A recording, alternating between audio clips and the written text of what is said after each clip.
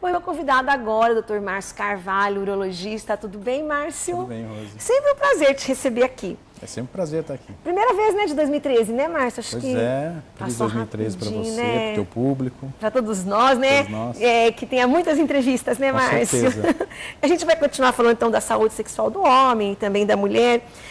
Márcio, muita gente diz assim que remédio para evitar a queda de cabelo, somente, né, os homens, essa preocupação em ficar careca, eles podem causar impotência. Isso é um mito ou isso é uma verdade? Não, isso aí, você veja bem, isso é verdade, está acontecendo. Existe um remédio chamado de finasterida, a princípio ele foi usado para tratar próstata, para diminuir em 5 miligramas, a gente usa para diminuir o volume de próstata. E também foi usado junto com 1 miligrama, a gente usa para queda de cabelo masculino. E, na verdade, esse remédio se mostrou que começou a ter problemas sexuais as pessoas. E o mais interessante, que agora estão se mostrando, que mesmo após cessar o remédio, continua tendo esse problema. Então, assim, ou fica careca ou fica... Você veja, então, e os estudos mostram que existe parece que ele ultrapassa a barreira do cérebro, a hematocefálica que a gente chama, e causa algumas lesões em neurônios, e essas lesões muitas vezes são irreversíveis. E não volta. Ele tem que fazer um tratamento para isso. Ou seja, o interessante é a gente alertar as pessoas que não é com todo mundo que possa ocorrer isso, né? Não é com todo o segmento da população que usar esse remédio vai ter. E não é todo tipo de remédio para queda, é especificamente esse, chamado finasterida. Então esse é o remédio. Então toda pessoa que vai usar tem que estar consciente, o médico tem que informar que possivelmente pode haver alguma disfunção sexual, perda do volume ejaculatório, disfunção erétil, impotência, né? Então é comum aparecer no consultório, homens reclamando e vocês chegarem à conclusão que foi depois que começaram a tomar esse remédio. E mesmo depois de ter parado.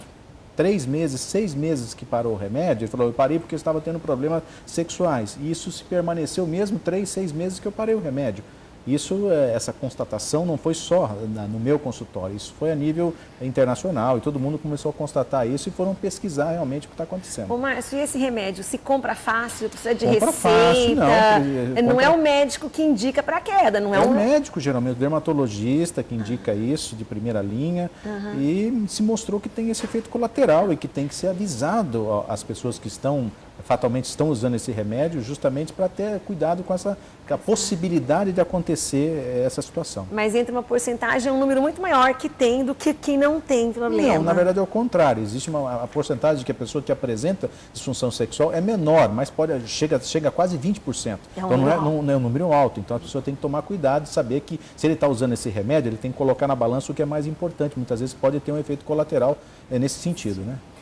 Eu falo assim que nunca dá para a gente deixar quantitativo, assim, números, assim, é bom ter tantas quantidades de sexo, tem esse, é bom, mas assim, sexo demais também é prejudicial? Não, pelo contrário, o sexo, quanto mais sexo, melhor. É melhor. Quanto mais, melhor. A tendência é que a pessoa, quanto mais ele ter atividade sexual, ele vai ter 2 princípios que vão ser colaborados, 2 princípios que vão ser melhorados, que seria, tanto do ponto de vista físico, ele vai aumentar, quanto mais sexo, mais irrigação do sangue ele vai ter no seu órgão, então ele vai ter mais habilidade para o seu órgão, o órgão vai ser mais bem vascularizado, então isso na forma fisiologicamente falando é importante para o órgão, e do ponto de vista emocional, ou seja, ele ganha autoestima, ele ganha confiança, ele trabalha melhor, ele vive melhor, então quanto mais sexo, mais a pessoa vive de uma forma, vamos dizer assim, melhor. Ele vive mais saudável do ponto de vista emocional, ele está mais confiante, a autoestima está em alta. Então ele tem que sempre pensar nesse sentido. Ao contrário, é verdadeiro também, quando acontece a pessoa ficar muito tempo sem ter sexo, ele começa a ter problemas. Ele começa a perder o ritmo, ele tem dificuldades do ponto de vista emocional, ele fica inseguro, fica preguiçoso, ele acha que não vai conseguir, ele perde ele fica com medo de falhar. E do ponto de vista fisiológico também, ele pode ter alguma doença associada que possa colaborar, vamos dizer, indiretamente para ele ficar com dificuldades de ereção. Eu não sei se eu vou perguntar assim, se tem a ver, mas aí existe aquelas pessoas que são ninfomania, que a gente fala. Aí também já é exagerado, né? Aí existem pessoas que têm sexo em excesso, que fazem que têm desejo de fazer várias vezes por semana, pessoas que se masturbam diariamente 8 a 9 vezes, eu já tive pacientes nesse sentido. Ou seja, existe uma compulsão, ele precisa de um apoio, ele vai necessitar de um apoio psicológico, né? Porque isso existe, é um trauma, algum tipo de problema emocional que precisa ser verificado, né? Até não está aqui no nosso roteirinho, mas você já estava ouvindo o rádio? Essas que eles ligam e pedem para ligar para a esposa, ou pede para ligar para o marido, e você falou de emocional, eu lembrei da história. A mulher ligou porque ela estava brava com o marido, que ela queria sair de casa, que várias vezes ela pegou o marido assistindo filmes, né, eróticos, sozinho, e quando ela chegou, o marido estava naquela situação. E ela se sentiu muito ofendida, porque ele não chamou ela para estar assistindo junto. Então, se ele está assistindo esse filme sem ela, é porque não estava pensando nela. Isso é comum? O homem deixa de desejar a mulher quando ele parte para assistir esse tipo de filme? Tudo é uma questão de diálogo, né? A questão de diálogo, se o casal tem um diálogo, ele pode se entender nesse sentido. Se de repente ele tem essa preferência e quer dividir com a parceira, ótimo, seria o ideal, seria o ideal. Mas de repente ele pode se sentir intimidado com a parceira ou vai ficar um pouco vergonhoso em ter uma situação como essa, de um filme nesse sentido, filme pornográfico, um filme que tem sexo junto, ele pode se sentir intimidado. Tudo é uma questão de se ajeitar. Mas se isso virar uma rotina de ficar assistindo o filme sempre sozinho, também a coisa não está alguma coisa está errada. Ou seja, se ele está precisando de um estímulo sexual, se ele está precisando que haja um estímulo sexual, alguma coisa está errada nesse relacionamento. Entendeu? Então é importante que ele busque o diálogo com a parceira para que verifique se não há essa química do casal pode estar um pouco, vamos dizer, prejudicada. Né?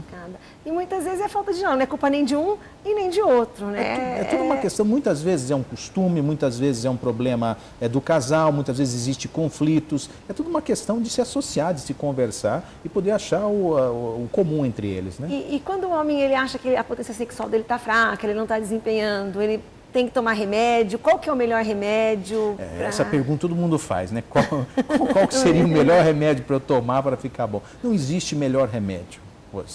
O melhor remédio é um bom diagnóstico. Muitas vezes as pessoas estão se automedicando, eles deixam de ter um diagnóstico, eles deixam de ter um diagnóstico importante, eles deixam de ter um diagnóstico muitas vezes de diabetes, que pode prejudicar, que é uma das causas de impotência, ele deixa de ter diagnósticos sobre problemas emocionais. Ou seja, ele está deixando de ter um bom diagnóstico. Eu digo para todo, um bom diagnóstico significa um bom tratamento. Então, a pessoa que se automedica, ele pode ser prejudicado em diversas situações. Ele pode tomar um remédio que pode ter um prejuízo. Existem condições que nós sabemos, por exemplo, hoje em dia a disfunção sexual é um sinal para disfunções também do coração. Então, é importante que a pessoa tenha consciência disso. Ele está deixando de ter o seu diagnóstico, ele está se prejudicando, ele pode trazer um trauma emocional, ele pode ficar dependente psicologicamente do remédio. É importante que ele não faça isso. Não existe remédio bom, existe um bom diagnóstico. Então, para a gente encerrar nosso bate-papo, nosso tempo sempre é curto, como a mulher tem que ter aquele relacionamento com o seu ginecologista, né, o seu ginecologista de confiança, de visitar, sempre o homem tem que ter com o seu urologista, não é, Márcio? Ele tem que ter para sanar essas dúvidas. Quem é melhor? Não é o colega, não é o vizinho que vai sanar isso, não é o vizinho que vai explicar isso melhor para ele. A melhor maneira dele entender, de repente, as suas disfunções sexuais ou algum outro problema que aflige o homem, isso acontece frequentemente, ele tem que buscar a ajuda do seu médico de confiança, o seu urologista de confiança, que vai poder explicar. Muitos dos problemas sexuais são sanados, às vezes, em uma consulta, às vezes, numa orientação, às vezes, apenas mostrando o que é certo e o que é errado. Muitas vezes ele acha que está errado, na verdade é normal. Então, muitas vezes ele não precisa entrar em diagnósticos mais precisos, de fazer exames. Muitas vezes, às vezes, um diagnóstico. Mas é importante que ele chegue até o consultório. Eu acho que esse é o grande passo. A maior dificuldade do homem é chegar até o consultório. Quando ele chega, fica tudo bem. Márcio, obrigada. Volta mais vezes. Eu tenho ainda um monte de assunto para conversar aqui com você. Obrigado.